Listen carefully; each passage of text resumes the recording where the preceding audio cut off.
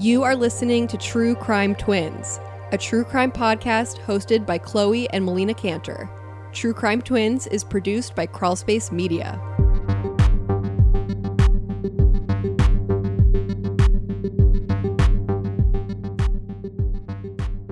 Thanks for listening to True Crime Twins. I'm Chloe. I'm Melina. For more True Crime Twins content, we have a TikTok. The handle is True Crime Twins, where you'll find exclusive content. Chloe, have a little mini series on there called True Criminology, which are just brief, quick crash courses on criminological concepts. Also follow us on Twitter is True Crime Twins, and Instagram is True Crime Twins Podcast. You can also email us at truecrimetwinspodcast@gmail.com with case suggestions, comments, discussion points, anything that you want. We hope to hear from you. I love getting your DMs. And now on to the show. Today is a case that has been on my mind pretty much every day, throughout the day, every day, ever since I started reading about it. I found out about it on social media because it blew up. Several celebrities posted about it, which brought some attention. There's a petition out there on change.org, I believe, regarding the case. So it recently, amped up in attention. I only heard about it quite recently. It happened 2 years ago, and I have just been obsessed because this... Almost 3 years ago, yeah. Yeah, this case is a true mystery. It's been officially ruled an accidental death, but the circumstances are so odd and the waters are so muddied just because of a poor investigation. There's a lot of things that make this very loaded, and we'll get into that soon. But I am just completely drawn in. We're talking about the death of Tamla Horsford. Tamla was a mother of a bunch of boys. I think that she had all sons and was basically just living the American dream of being a homemaker and like a football or a soccer mom, whichever. Like she was like the all-American type mom, and by all accounts was just like a really kind-hearted, generous person and would do anything for her family. Yes, Tamla, she was 41 at the time of her death. She was born in 1978. You said that she lived the all-American life, kind of the American dream. She was born in St. Vincent and the Grenadines. For those who aren't familiar, that's one of the Caribbean islands. It's in the vicinity of St. Lucia, Jamaica. She meets her husband, Leander Horsford, and they live in Florida. He has a daughter from a previous relationship. Tamla is an insta mom, as people would say. She completely just embraces that role and acts like she's her mother. They also have, as Melina mentioned, lots of sons, 5 to be exact.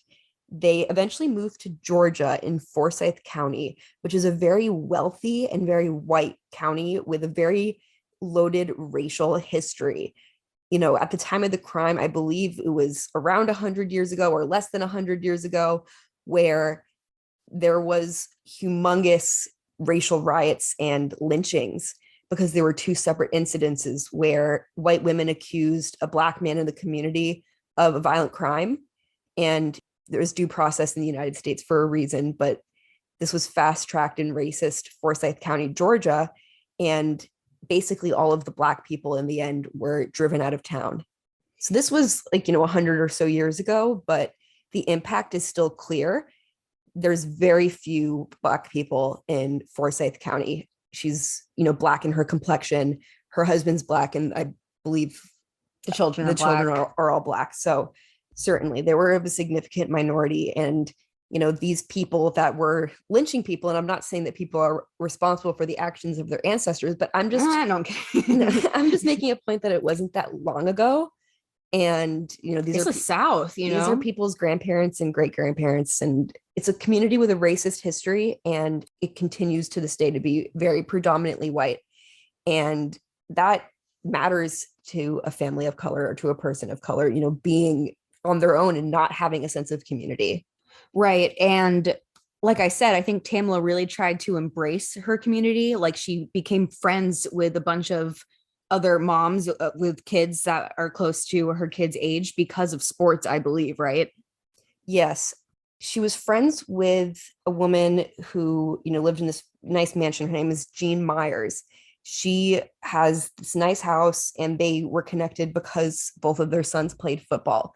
And, Tamla's very involved in all of her children's lives. She actually goes to Jean Myers' home on the night of her disappearance and cooks like an elaborate breakfast the night before she leaves, because she doesn't want her family to be hungry in the morning when she's gone, because she knows that it's a party where there's going to be drinking, and It's a sleepover party. it's a sleepover party. And, someone dug up the records of people that were at that party, and apparently there have been some DUIs, which I think is the reason why it was a sleepover, because it's rare when you hear about an adult sleepover party.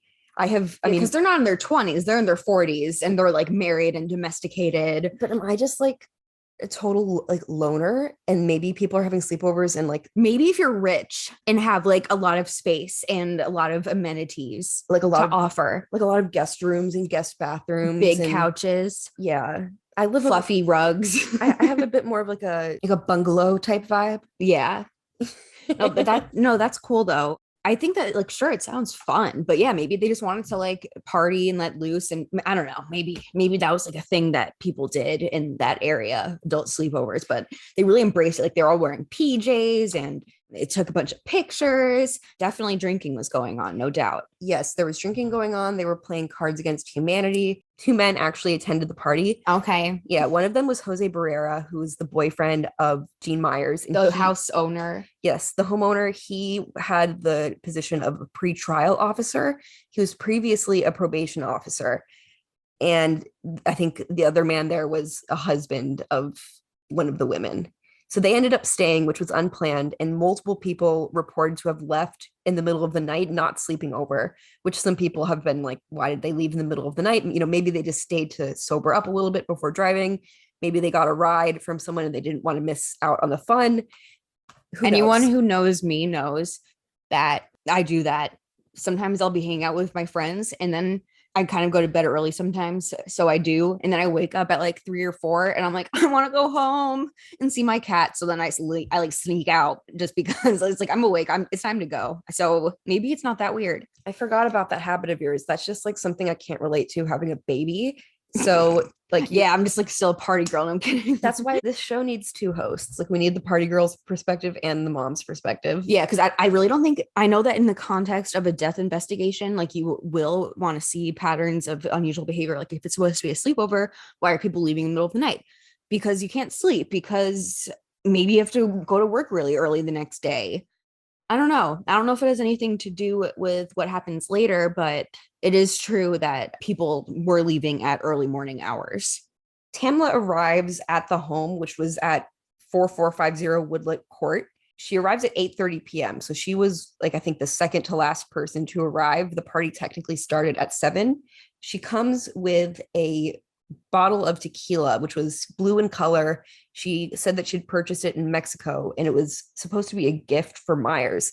Now, something that people find very suspicious about this case is that there's some contradiction in what some of the witnesses say. There's, I think, a total of 12 people that were in the home at one point during this time period.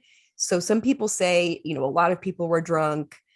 Some people say that, people were having shots from the tequila bottle. Some people were saying that Tamla was trying to get people to drink it and they didn't want to. I actually read that the only person that drank from that bottle was Tamla, and they said that it was like like 1/4 of the way left.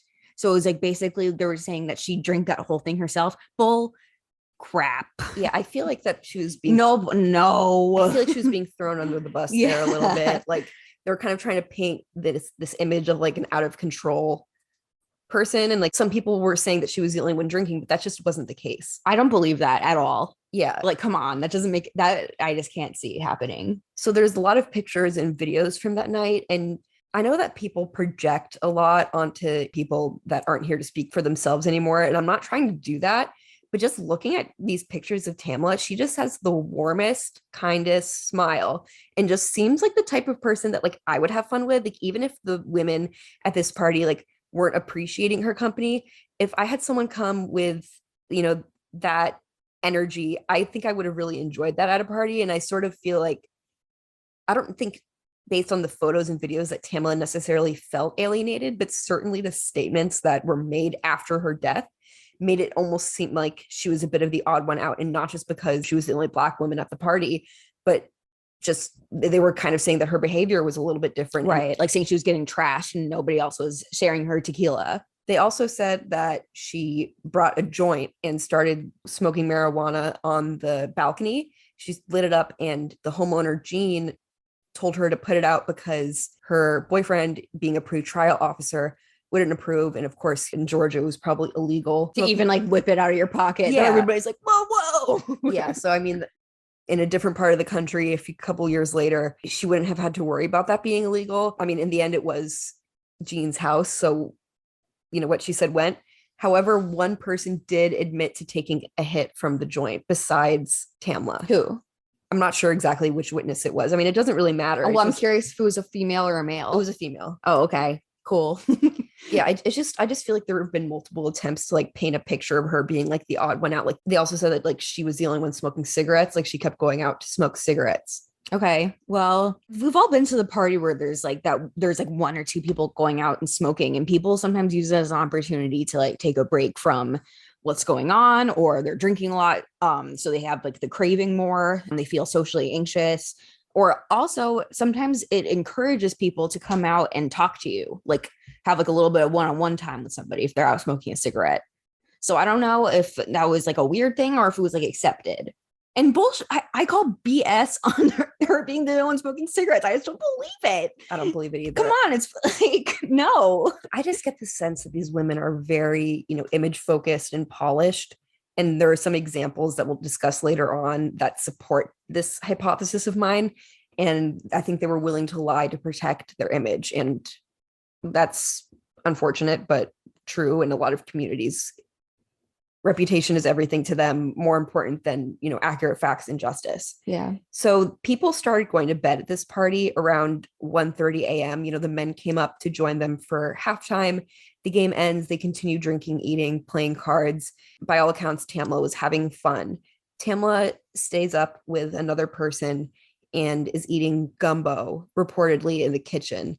Friend leaves. I believe her husband comes to pick her up and reports that Tamla gave her a hug and thanked her for being a good friend and said goodnight. And her friend kind of said, okay, Tamla, like, enjoy your gumbo, like have a good night. And that was the last person who has owned up to seeing and talking to her. And what time was that at? That was, I think, before 2 a.m. Something significant was that she had also mentioned to this woman that she was going to smoke a cigarette before she went to bed. And that kind of makes sense given, her behavior previously in the night and just sort of wrapping up the evening, having that final nice full stomach. Yeah. And yeah, I get it. Yeah, Melina gets it. So that's, the last person that owns up to talking to her. This home actually had a alarm system. The exact time that this witness, her name's Bridget Fuller, walked out to her husband waiting for her to drive her home was 1:47 a.m. The next activity that was reported was the back door opening and then closing at 1:57 a.m., which is 10 minutes after this last witness leaves. The garage door also opened, closed, and opened again at 1:30 and 1:40, but this is never explained. Unfortunately, even though the place has video surveillance, the only functioning surveillance system that was working that night were the door sensors.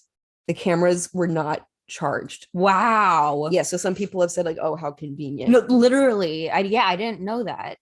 I think people typically keep those things charged. I mean, I get the power of using it as a deterrent. So she was last seen, and there's that activity with the doors and the garage door, and we don't really know who's coming and going. It could be, it's not the sensor for the balcony, it's for the front and back door. Well, the back door was access. So they think that this is Tamla because apparently you can access the balcony with that door. So they believe that's when she went up to the upper balcony to smoke a cigarette. That's kind of what the assumption is based on what she said to the witness, but there's no one that's come forward to say that they saw her on the deck or with her. Yeah, smoking a cigarette. And now a quick word from our sponsors. Thanks for listening to our sponsors. Now back to the show. So next in the timeline is the following morning at 8:30 a.m. Jean Myers' aunt, her name is Michelle Lombardi. She lives with Jean. She lives in the home. She wakes up first. She's making coffee and she looks out the window and she sees Tamla lying face down in the backyard. So she goes to Jean and Jose Barrera, tells them what's going on. Apparently, she was reported as saying that something was wrong with her friend from the islands. So this is kind of our first, Wait, who said she said that to 911? No, she said that to Jean when she saw Tamla in the yard. She goes up to Jean and instead of addressing her by her name, she says, "Your friend from the islands." Did Tamla have like an accent or something? Or like what? Like why even mention that? I have no idea, but I've noticed that that's kind of something that people that are a bit racist do is they are really preoccupied with someone's ethnicity and will use it as like a primary factor in describing them and characterizing them. So that's kind of like a red flag.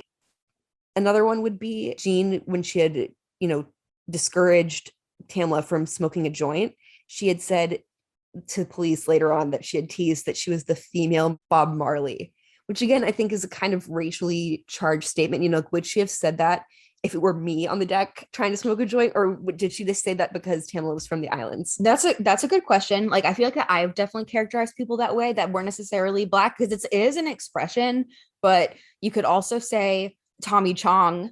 So a little stereotyping. A lot of people smoke marijuana. It doesn't mean that they're a certain type of person. Tamla was a very functioning, successful, happy person, amazing mother. This wasn't something that held her back in life. I mean, not that it held Bob Marley back either, but or Tommy Chong. Yeah, or any, none of these examples.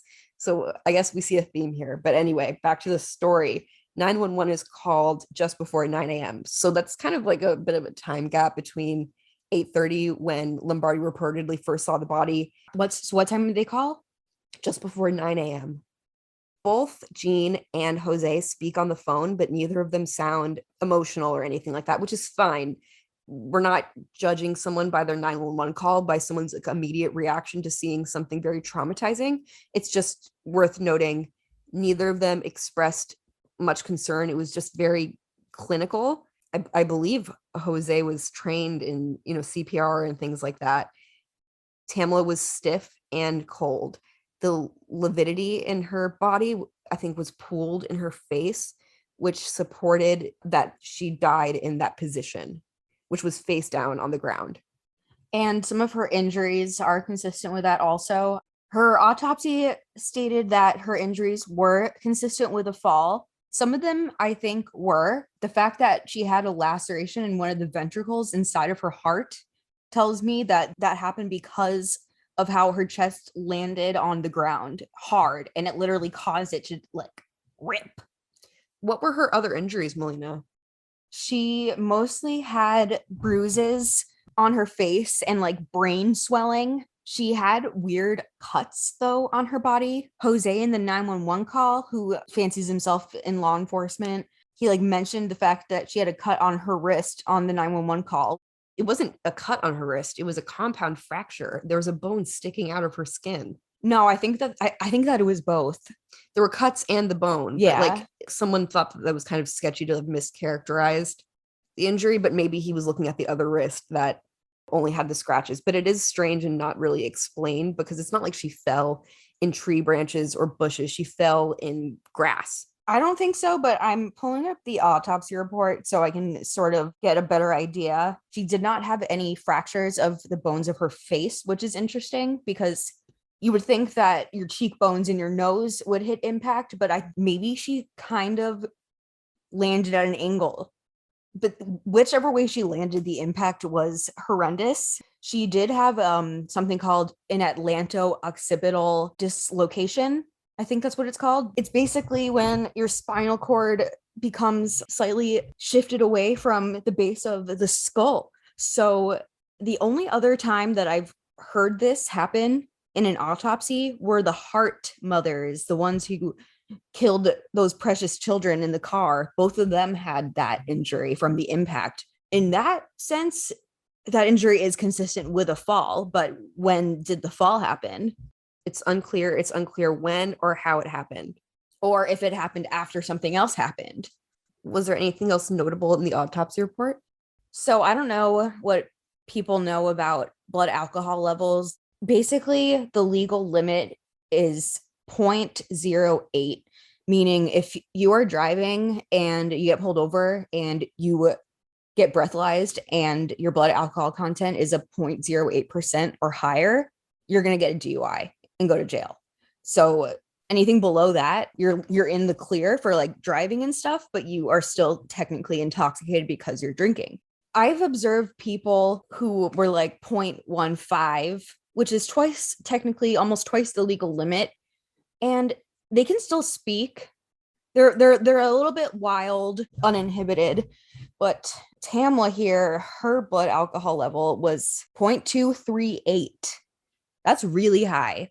Like that high of a blood alcohol level, she would have had issues with her coordination and her speech. Like she could have fallen before. If you were a nurse you are a nurse, but if you were a nurse in a medical examiner's office and the lab results came back with blood alcohol level being that high, would you retest it? Like, would you think that it was like too high to be accurate? Yes. That's kind of what I'm thinking, because there are a lot of pieces of information here that indicate that this was not, a thorough investigation. They just assumed that it was an accident, so they didn't mark a crime scene off. They didn't collect evidence or fingerprints. They didn't take pictures of the autopsy report, which apparently is almost unheard of in that office. And they didn't perform a sexual assault kit on the body. So if something was done sloppily, like a lab mistake, I wouldn't be surprised at all. But an extremely high alcohol content in the blood would explain possibly falling off of a balcony accidentally. My issue is the center of gravity. The fence, I believe, that was, preventing someone from falling from this balcony is 4 feet high. She wasn't an extremely tall person. If she was 5'6", I think. Yes, if she were, 6 feet tall, her center of gravity would be higher and she'd be more likely to tumble over it. But I really think that she would have had to be, climbing on top of it or doing something reckless to have fallen accidentally. What do you think?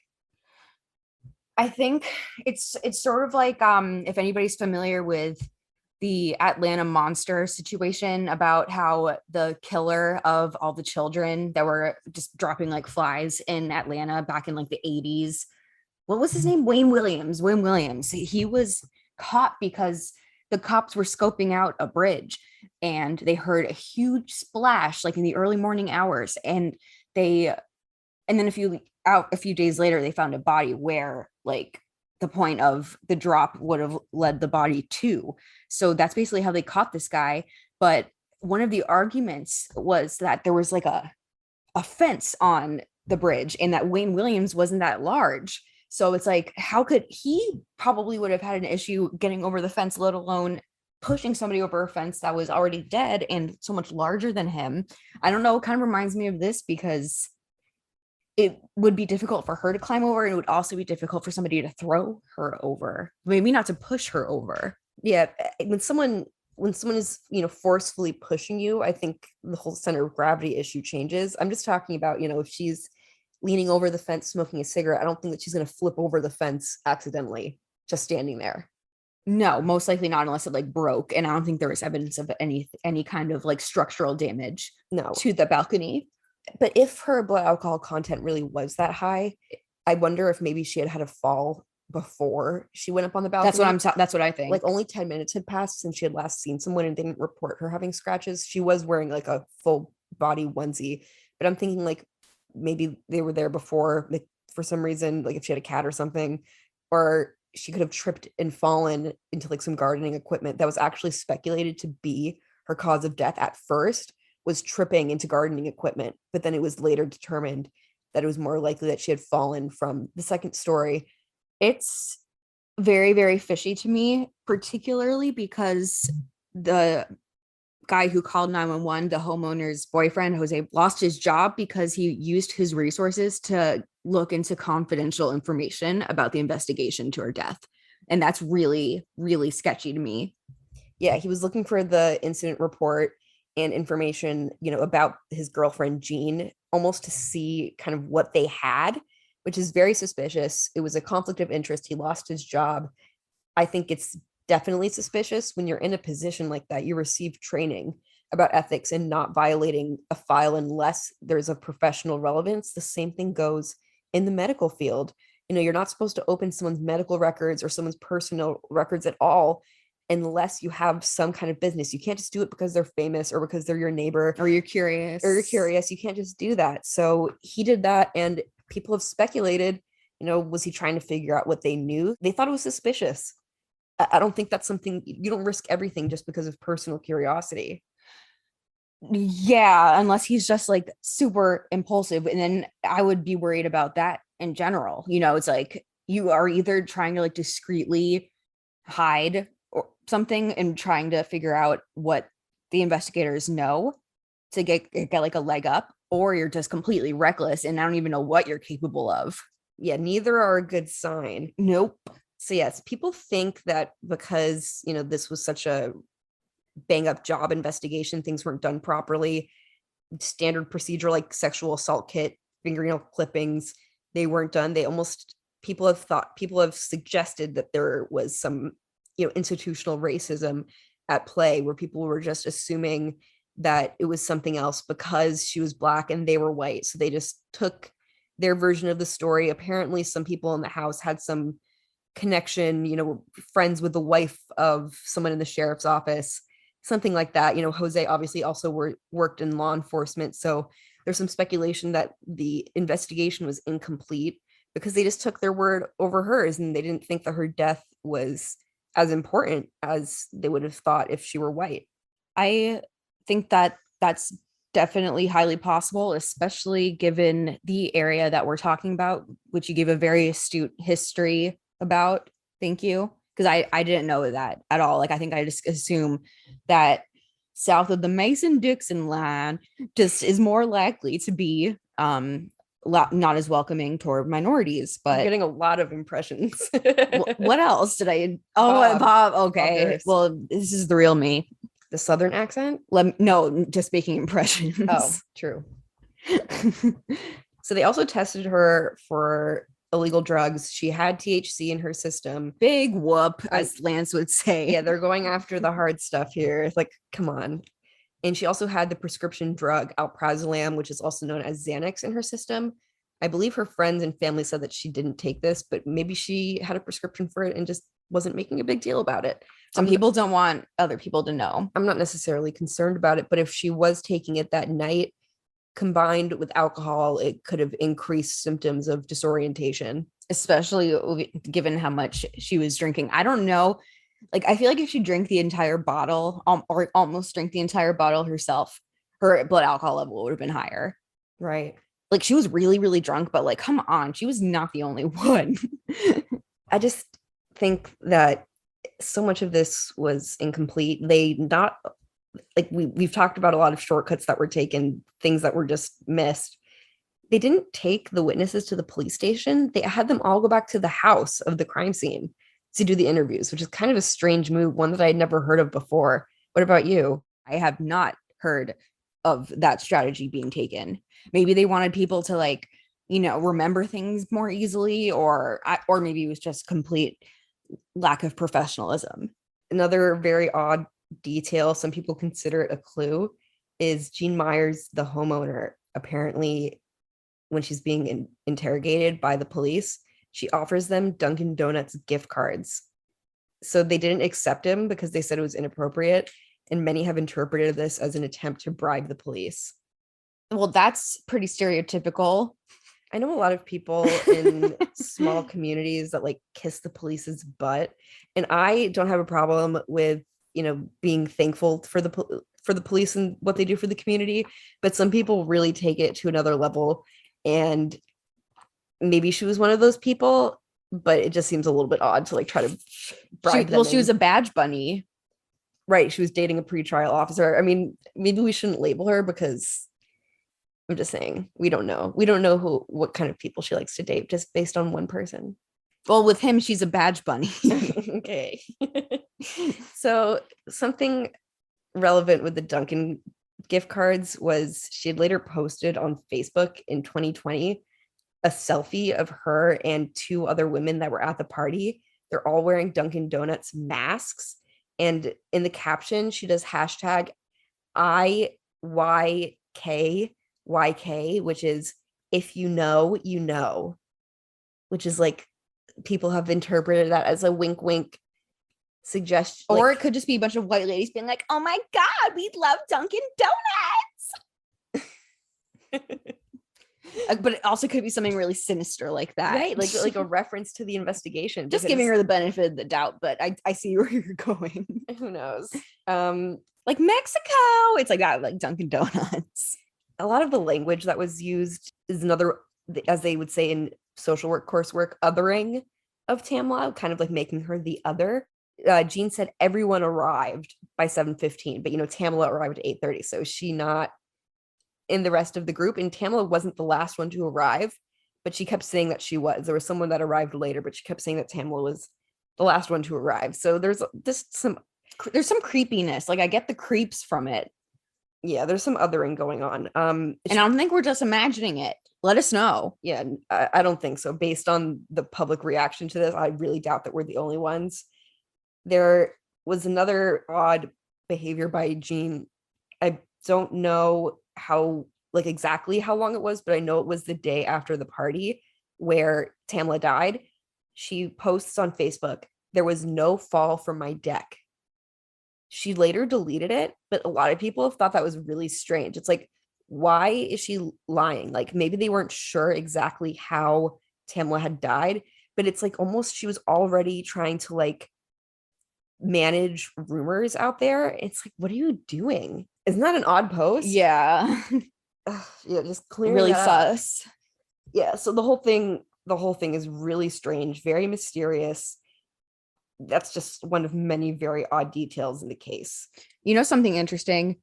I think that if anybody out there is wondering if that level of drinking was like, I don't know, Tamla's norm, I don't think that it was, because of her liver in her autopsy. It's like completely healthy, no signs of fatty change or cirrhosis. And that will happen relatively quickly if you are a serious binge drinker and get that drunk a lot. So I don't think that she got like that very often. I seriously doubt that. She's a very devoted mother. She was just letting loose, whatever. It was eating some gumbo. Any mom or, super involved aunt, such as yourself, would know that like a child-free night when you never get one. It's a momcation. It's you want to party, you want to have fun. And like, that's just like why I just feel so awful about this case, because this poor woman like just wanted to have a fun evening out with these people that she seemed to think were her friends. I mean, I think one of them, Jean, was her friend through football, but I don't really think she knew anyone else at the party. It seemed like they all knew each other and she only knew Jean, maybe. That sounds awkward. I wouldn't want to go to that party. There's so many odd things, no evidence or fingerprints were collected, like I said, but there were 2 lighters on the deck. So that's weird. I don't think someone smoking on their own would have 2 lighters. I mean, maybe they had like, maybe they do, but why would they both be out? No, I mean, maybe they had like, citronella candles or something for like mosquitoes, or tiki torches or something. Or maybe one of them ran out. Yeah, or she wasn't the only one who was smoking cigarettes and pot. Yeah, legit. Like, I think that's the much more likely scenario. I feel like that maybe you want to, not to like, trash anybody or, falsely accuse, but I don't know. The fact that she was like a drunk woman, I wonder if whatever happened to her had maybe some kind of like sexual control motive. Well, not trying to defame anyone here, but there was no sexual assault examination done, so we'll never know if there was some sort of sexual assault. But she had abrasions on her face. I think that it's very possible that someone was out there smoking with her and got handsy with her and attacked her and ended up pushing her over the edge, or she fell over the edge in a struggle. I just don't think falling over in that way is a natural way to go down. Fingerprint the lighter. Oh, no, you can't, because I have no doubt that they weren't taken into evidence. No, they weren't. We know that. At the very least, this case deserves more attention. They've closed the investigation, but so many people, myself included, don't think that it's enough. It kind of reminds me of the Mitrice Richardson case in a lot of ways. It just feels very overlooked, poorly investigated, non-compassionate vibes from the investigators and the police. Yeah, and it's combining, something that's already terrible, which is, someone going missing or someone getting murdered or someone dying in an unexplained way, and combining that with another horrible phenomenon, which is racism and institutional racism. And this is the outcome, and it's heartbreaking, and it deserves all the attention in the world.